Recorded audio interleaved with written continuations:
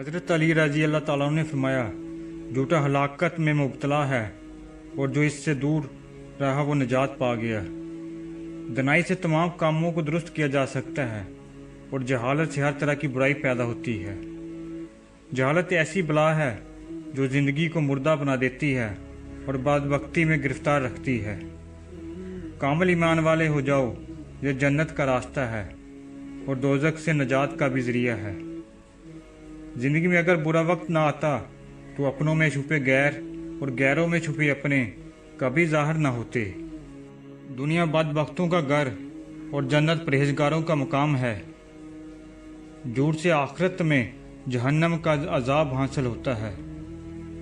अकल जन्नत में आला मकाम दिलाने वाली और ख्वाहिश जहन्नम के सबसे निचले मकाम पर गिराने वाली है।